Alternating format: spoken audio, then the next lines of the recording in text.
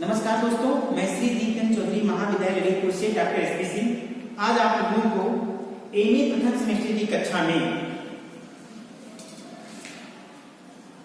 प्रथम प्रश्न पत्र के अंतर्गत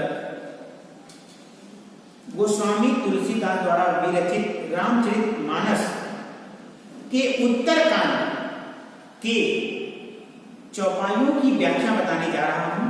आप लोग ध्यानपूर्वक पढ़िएगा और समझिए। ठीक,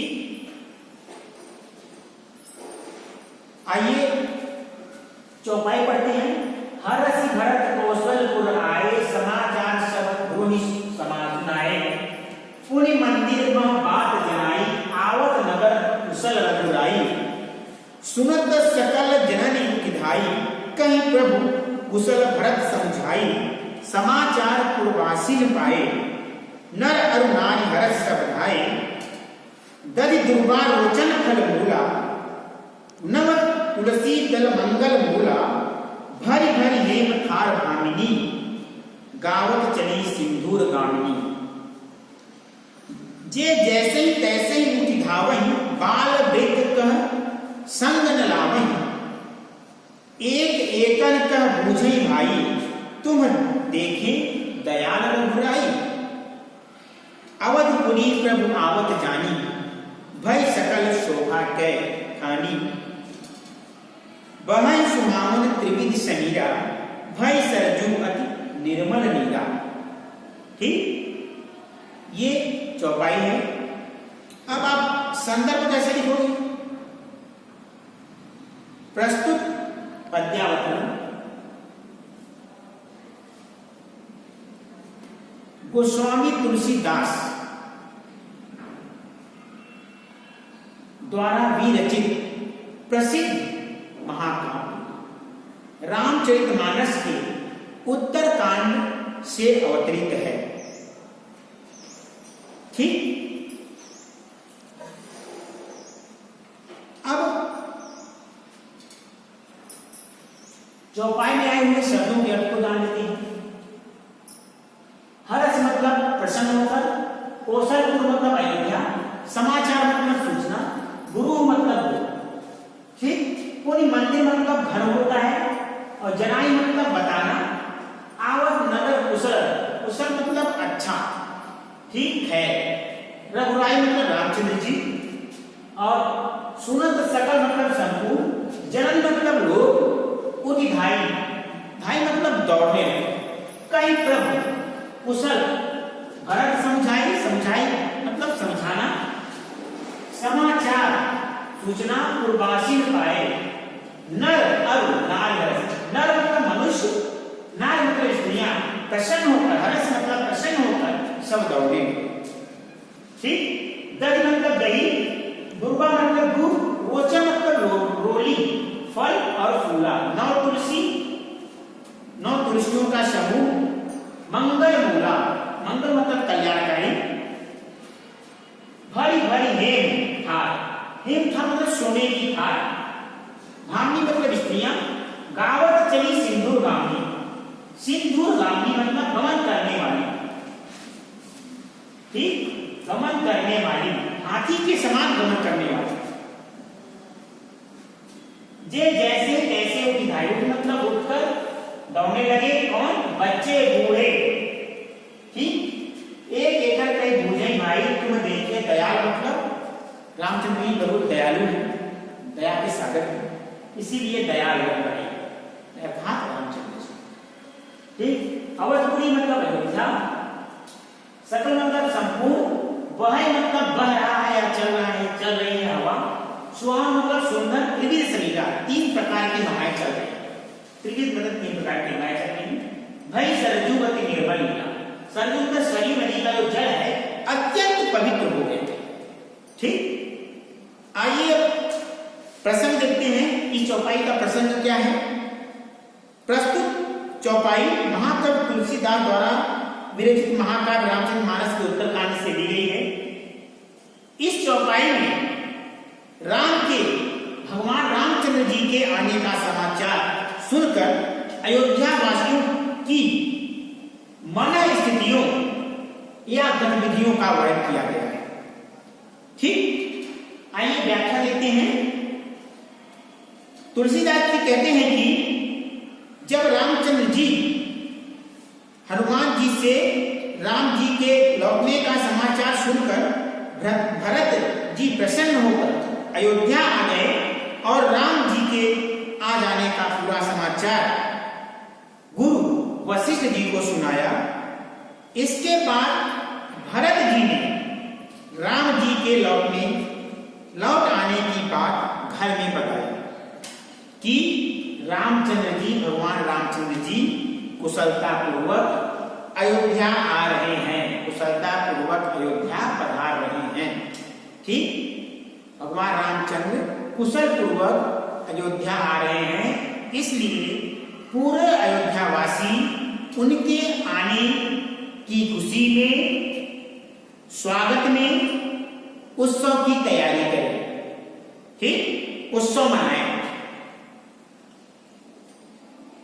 यह समाचार सुनते ही सब माताएं उठकर दौड़ गई। जो माताएं थी, तीनों माताएं थी, वो उठकर दौड़ गई। अयोध्यावासी जितनी भी माताएं थी वह उठकर दौड़ने लगी, दौड़ गई। भरत जी ने उनसे रामचंद्र की कुशलता बताकर उन्हें समझाया। भरत जी ने रामचंद्र जी से की कुशलता बताकर किसको समझाया? उन माताओं को समझाया कि भैया रामचंद्र जी सकुशल आ रहे हैं, उन्हें कोई दिक्कत नहीं है, कोई समस्या नहीं।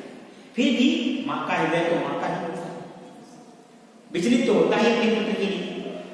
ठीक, इसलिए विचलित हो रहे हैं, मेरा पुत्र आ रहा है। ठीक, राम के वनवास से लौट आने का समाचार जब अयोध्या नगरी के निवासियों ने सुना तो स्त्रियां और पुरुष सभी प्रसन्न होकर दौड़े। नारियां सोने, स्त्रियां जो हैं सोने की थाल या परात में ही दही, दूध, रोली, फल फूल और तुलसी के नए पत्ते भरकर तिलक लगाने के लिए, स्वागत की तैयारी करने के लिए दौड़ चली। ठीक है ना? ये दही आर्य मंगल के मूल अर्थात कारण था, क्योंकि अयोध्यावासियों की तो खुशी की बात है कि उनके भगवान रामचंद्र जी आ रहे, मर्यादा पुरुषोत्तम जी आ रहे। ठीक, उनके राजा राम आ रहे। ठीक है ना? हाथी के समान गमन करने वाली वे स्त्रियां गीत गाती हुई चली जाती। रामचंद्र जी के आने का समाचार सुनकर जो जिस स्त्री में था, ठीक वैसे ही उठकर दौड़ पड़ा। कोई काम कर रहा है स्त्रियां, कोई बर्तन मांज रही, किसी भी कार्य में जो संलग्न था और रामचंद्र जी के आने का समाचार सुनते ही वह सभी कार्य को छोड़कर दौड़ पड़े। ठीक, युवक, पुरुष, बच्चों और वृद्धों को अपने साथ लेकर नहीं चल रहे थे। सभी लोग एक दूसरे से पूछ रहे थे, क्या तुमने कृपा करने वाले, कृपा निधान, दया के सागर श्री राम को कहीं देखा है? जब अयोध्या नगरी में राम को आता हुआ जाना तो वह सभी स्वभावों की खान हो गई। स्वभावों की खान मतलब अर्थात ऐसे रामचंद्र जी के स्वरूप को देखने के लिए, ऐसे अलौकिक सौंदर्य को देखने के लिए, ऐसे अलौकिक रूप को देखने के लिए बच्चे बूढ़े सभी ला गए। ठीक, जब अयोध्या नगरी में राम को आता हुआ जाना तो वह सभी स्वभावों की खान हो गई। अयोध्या नगरी भी अपने आप को प्रसन्न चित्त कर रही है, मतलब अपने आप को अयोध्या नगरी भी सजा रही कि मेरे प्रभु राम आ रहे हैं, मैं किस प्रकार सजूं। ठीक, उनकी तैयारी में, उनके स्वागत में मैं किस प्रकार दिखूं और मैं उनके रूप अलौकिक सौंदर्य का दर्शन कब कर सकूं। ठीक, ऐसा करने से शीतल, मंद, सुगंध अर्थात 3 प्रकार की वायु अयोध्या में बह रही है। कौन कौन? एक तो शीतल, मन, सुगंध, 3 प्रकार की वायु होती है। शीतल, मन, सुगंध, 3 प्रकार की हवा अयोध्या में बह रही थी और 3 प्रकार की हवा बहने के कारण सरयू नदी भी, सरयू नदी का जो जल था वह भी अधिक शुद्ध और पवित्र और स्वच्छ हो गया, निर्मल हो गया। ठीक, समझ में आ गया? अब आप काव्य सौंदर्य का लिखोगे, रस कौन सा है? वियोग श्रृंगार रस, क्योंकि अयोध्यावासी दुखी है। ठीक, श्रृंगार रस आप लिखोगे तो श्रृंगार रस, ठीक है। और इसमें और कौन सा अलंकार है? इसमें अलंकार कौन सा है? पूर्वोक्त प्रकाश अलंकार, ठीक है, अनुप्रास अलंकार और रूपक अलंकार, क्योंकि तुलसीदास को रूपक अलंकार का बादशाह कहता है, इसलिए रूपक अलंकार तो है। ठीक, और मानवीकरण अलंकार, क्योंकि सरयू नदी को मानवीय रूप प्रदान किया गया, ठीक है ना। और अयोध्या में राम के आगमन के समाचार से अयोध्या वासियों के मन में जो गतिविधि उत्पन्न हुई वह उनके लोकप्रिय होने का प्रमाण है, वह उनके चाहने वालों का प्रमाण है, वह उनके भक्तों का प्रमाण है। ठीक है, समझ में आ गया?